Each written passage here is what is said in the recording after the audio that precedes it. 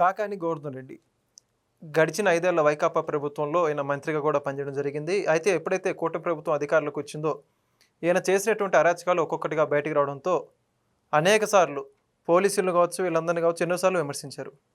తాజాగా క్వాడ్‌కి సంబంధించి అక్రమ మైనింగ్ జరిపారంటూ దాదాపుగా 250 కోట్ల రూపాయల అక్రమ మైనింగ్ జరిపారంటూ ఈయన మీద పూర్తి విచారణ జరిపించినటువంటి రాష్ట్ర ప్రభుత్వం ఈయన మీద ఎఫ్ఐఆర్ నమోదు చేయాల్సిందిగా ఆదేశాలు ఇచ్చారు. అందులో భాగంగానే పోలీసులు ఈరోజు ఈయనకి నోటీసులు ఇచ్చేసి నిన్నటి రోజున విచారణకి హాజరు కావాల్సిందిగా పేర్కొన్నారు. కానీ ఈయన మాత్రం అడ్రస్ లేరు. అసలు ఎక్కడికి వెళ్ళారు కాకాని గోవర్ధన్ రెడ్డి గారు? ఇదే అంశంపై మనం పూర్తి విశ్లేషణ చేసే ప్రయత్నం చేద్దాం. మనతో ఉన్నారు సీనియర్ జర్నలిస్ట్ దుర్గా కుమార్ గారు. సార్ నమస్కారం అండి. నమస్తే వెంకట్ గారు, మన లియో వీక్షకులు కూడా నమస్కారం. సార్ కాకాని గోవర్ధన్ రెడ్డి గారు గతంలో ఈయన బాగా వైరల్ అయ్యాడు కొన్ని సందర్భాల్లో. అదేంటంటే ఈయన మీద ఉన్నటువంటి కోర్టులో కేసులకు సంబంధించి ఆ పత్రాలన్నీ కూడా మిస్ అయినటువంటి సందర్భంలో అనేక వార్తలైతే వచ్చాయి. కోతులు ఎత్తుకెళ్ళని చెప్పేసి, లేకపోతే చీమలు తిన్నాయి, విచిత్రంగా చెప్పుకుంటూ వచ్చారు.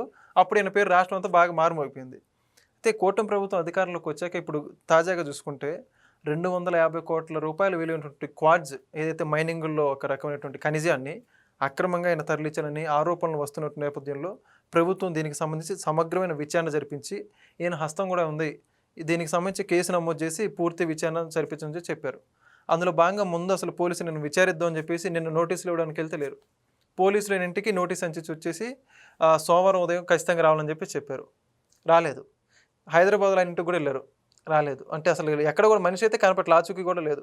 ఎక్కడికి వెళ్ళారంటారు, ఏంటంటారు ఆయన పరిస్థితి? ఇప్పుడు ఇది చాలా విచిత్రమైన కేసు వెంకట్. ఎందుకంటే పోలీసుల్ని గుడ్డలోడ తీసి కొడతానని చెప్పడం ద్వారా కూడా ఈయన పెద్ద వైరల్ అయ్యాడు స్టేట్లో. కానీ ఇవాళ పోలీసులని ఫేస్ చేయడానికి ఆయన గుడ్డలోడ తీసుకుని పారిపోయే పరిస్థితి వచ్చింది. అది నెల్లూరు నుంచి పారిపోయాడు, హైదరాబాద్ నుంచి పారిపోయాడు. ఆయన ఆసూకీర్ లేదు, ఫోన్ మీద దొరకటం లేదు. అంత భయపడాల్సిందే ఉంది. నువ్వు పోలీసుల్ని గుడ్డలోడ తీసే కొట్టగలిగిన సమర్థుడు అయితే గుడ్డలు ఇక్కడ వదిలేసి నువ్వు దిశమలతో దేశాంతరం వెళ్ళిపోవటం ఏంటి? విచిత్రంగా లేదా? అట్లా ఉంటుంది. అంటే సాగినంతకాలం నా అంత వాడు లేడందరూ, సాగకపోతే సతికిలబడి కూర్చుందురు అని గతంలో మాయా బజార్లోనో దేంట్లోనో కృష్ణుడు ఒక పాట పడతాడు. అట్లా ఉంది ఇది. సాగినంతకాలం పోలీసులనే నేను గొడ్లోడ తీస్తానని కొట్టేస్తా అన్నాడు. ఏమయ్యావు నువ్వు? వాళ్ళు మీరు అన్నట్టు ఆదివారం రోజున కేసు బుక్ చేశారు. క్వాడ్జ్ అనేది చాలా ఖరీదైన ఖనిజం. అది అంతకుముందు నెల్లూరు జిల్లాలో రుస్తం మైనింగ్ వాళ్ళు చేశారు. వాళ్ళ కాలపరిమితి దాటిపోయిందని, వాళ్ళు కాలపరిమితి దాటిన తర్వాత వెళ్ళిపోవాలి కదా.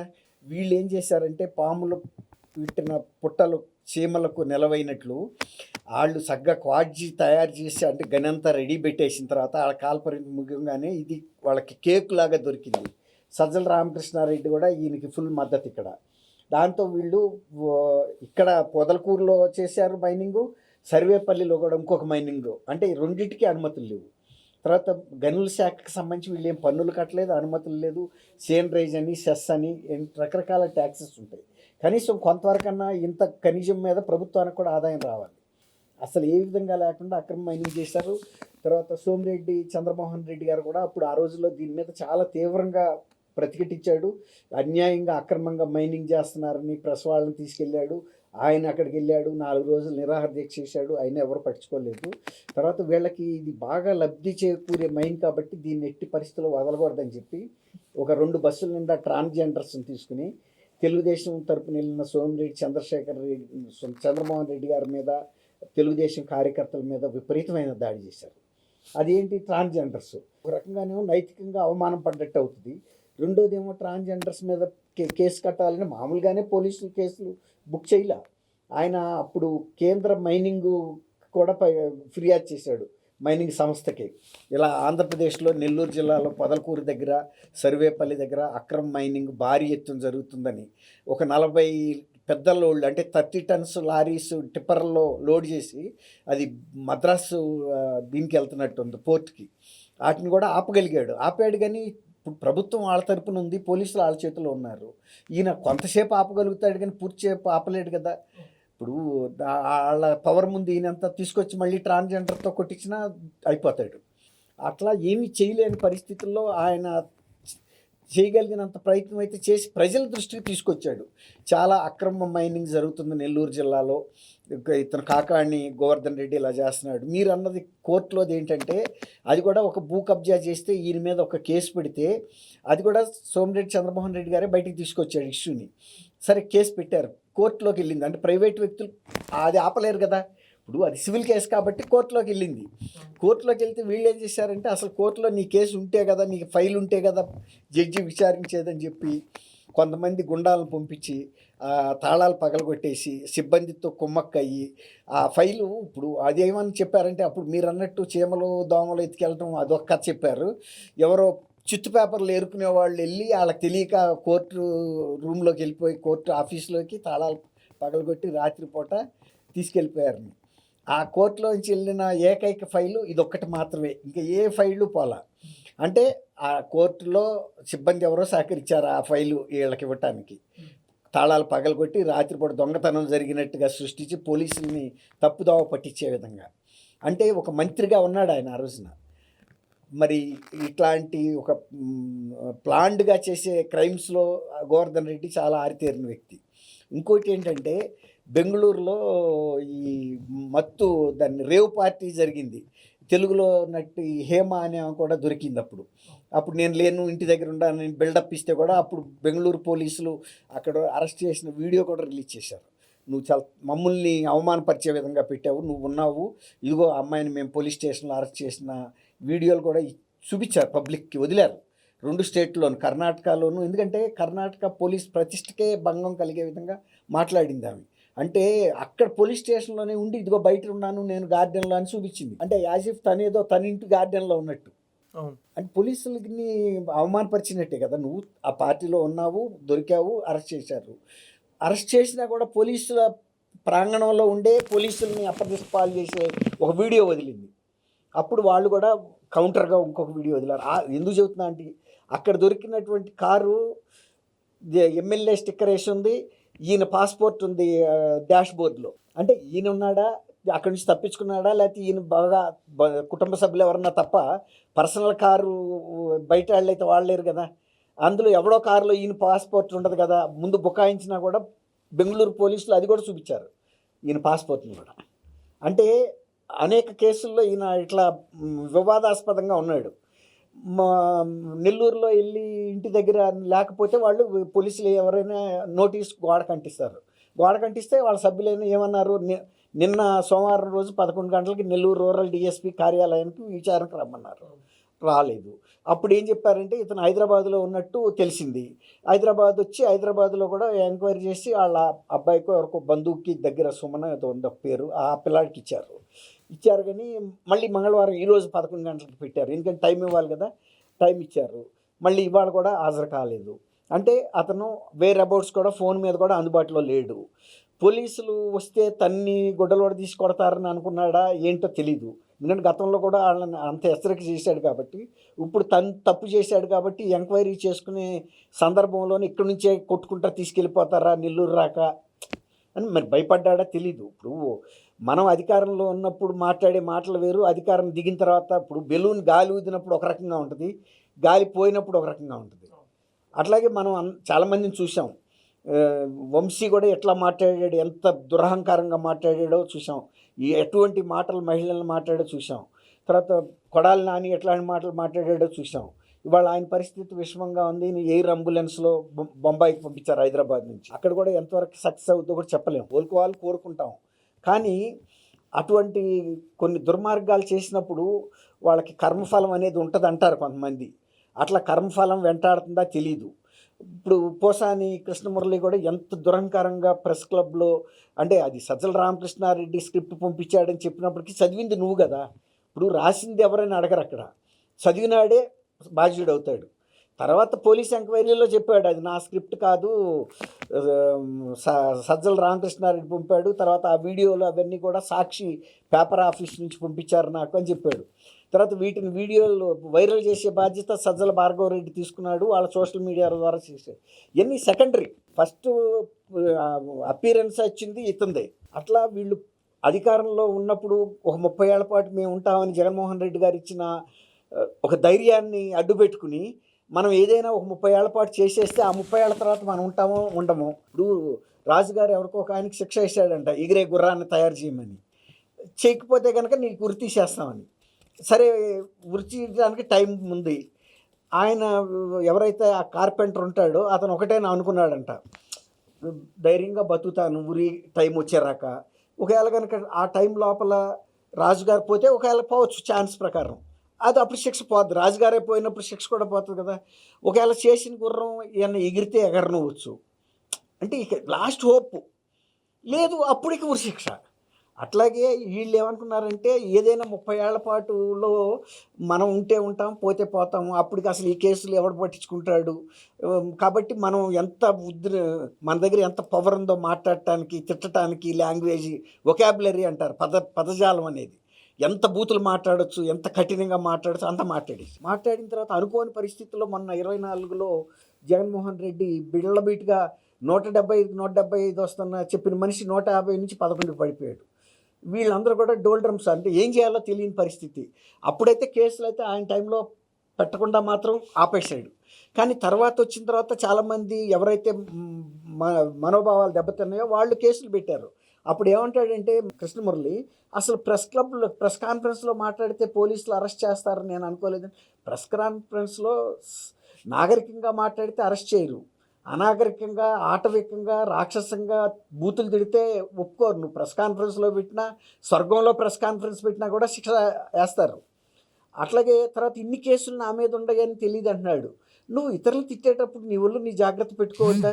ఇప్పుడు నువ్వు ఇష్టం వచ్చినట్టు మాట్లాడితే ఎవరైనా వాళ్ళ బంధువులు కానీ, అభిమానులు కానీ, పార్టీ క్యాడర్ కానీ ఫిర్యాదులు చేస్తారు.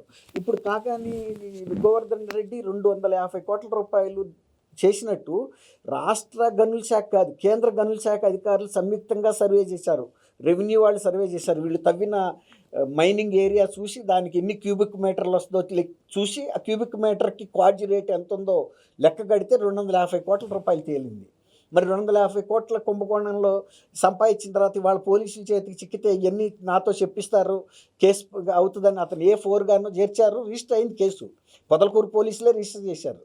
ఇప్పుడు తప్పించుకోవడానికి ఆయన మరి లండన్ వెళ్ళాడా, ఇంకా విదేశాలకు వెళ్ళాడా, లేకపోతే ఈయన జగన్మోహన్ రెడ్డి గారికి ఉన్న పెద్ద పెద్ద ప్యాలెస్ల్లో కొన్ని 100 గదులు ఉన్న ప్యాలెస్లు ఉన్నాయి. ఇప్పుడు అట్లాంటి గదుల్లో సీక్రెట్గా లాన్ ఉంటే ఏ పోలీస్ కూడా అరెస్ట్ చేయలేదు. సద్దాం హుస్సేన్ బంకర్లో దాక్కున్న అమెరికా వాళ్ళు అరెస్ట్ చేశారు. కానీ ఇప్పుడు ఏపీ పోలీసులకి అంత యంత్రాంగం ఉండదు కదా, అది మిలిటరీ కాబట్టి చేసింది, అనేక టెక్నాలజీలు ఉపయోగించి ఎక్కడుండాడా అని. ఇప్పుడు అంత పరిస్థితి అయితే ఉండదు కదా ఇక్కడ. కాకపోతే అతను ఎన్నాళ్ళు ఈ భూగర్భంలో దాక్కుంటాడు. అట్లాగే ఇతను టెలిఫోన్స్ మీద కూడా వాళ్ళు నిఘా పెడతారు. ఈ వాయిస్ ఏ ఫోన్లో మాట్లాడినా కూడా అతను వాయిస్ ఐడెంటిఫై చేసే టెక్నాలజీ పోలీసులకు ఉంటుంది. ఇట్లాంటి అసాధారణమైన కేసుల్లో ఉపయోగిస్తారు దాన్ని కూడా. ఇప్పుడు మొన్న కనుక వివేకానంద రెడ్డి కేసు అప్పుడు దాన్ని ఏమంటారు, గూగుల్ టేక్అవుట్ అట్లా తీసినట్టు అట్లాంటి టెక్నాలజీ ఉపయోగించైనా పట్టుకుంటారు. ఇప్పుడు ప్రజా జీవితంలో ఉన్న కాకాని గోవర్ధన్ రెడ్డి సంవత్సరాల పాటు భూగర్భంలో దాక్కుంటాడని మనం అనుకోలేము. దొరికినాడు ఖచ్చితంగా తను సమాధానం చెప్పాల్సి వస్తుంది, బాధ్యత వహించాల్సి వస్తుంది ప్రజల ముందు. ఇప్పుడు చేసిన అక్రమాలకి ఎక్కడ తప్పించుకోలేరు కదా. ఇప్పుడు రకరకాల శిక్షలు పడుతున్నాయి. కొంతమందికి కర్మ సిద్ధాంతం పనిచేస్తుంది, కొంతమందికి చట్టం పనిచేస్తుంది. ఇప్పుడు ఆంధ్రాలో మాట్లాడి వంశీ ఇక్కడ మై హోమ్ భూజాలోకి వచ్చి పెద్ద ప్యాలెస్లో కూర్చున్నా కానీ చట్టం చెయ్యి హైదరాబాద్ రాకి వచ్చింది కదా. పోసాని కృష్ణమురళి కూడా అదే టవర్లో ఏ 30 అంతస్తులో ఉన్నా, 40 అంతస్తులో ఉన్నా కూడా పోలీసు చట్టం అరెస్ట్ చేస్తుంది, పోలీసులు కాదు. అక్కడ మనం నేరం చేయటం వరకే మన పని, అరెస్ట్ చేసే పని కూడా చట్టానికి అంతే ఉంది, బాధ్యత కూడా అంత ఉంది, అది ఎంట పడుతుంది ఖచ్చితంగా. అప్పుడు నిన్న పాస్టర్ గారు చనిపోతే అది ఎవరో హత్య చేశారన్నారు. అసలు ఎవరి మీద నిందలు వేస్తున్నారో కూడా తెలియట్లేదు, ఎందుకు వేస్తున్నారో తెలియట్లేదు.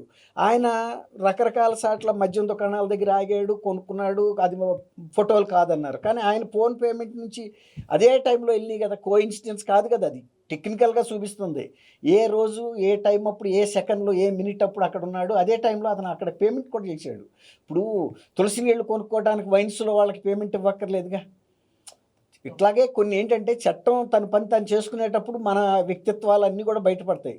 ఇక్కడ మనం ఇంకొక చిన్న విషయం చెప్పుకోవాలి ఏంటంటే, వెంకట్ గారు ఇప్పుడు వివేకానంద రెడ్డి గారి కేసులోనూ ప్రవీణ్ పగడాల గారి కేసులోనూ కొన్ని సారూప్యతలు ఉన్నాయి.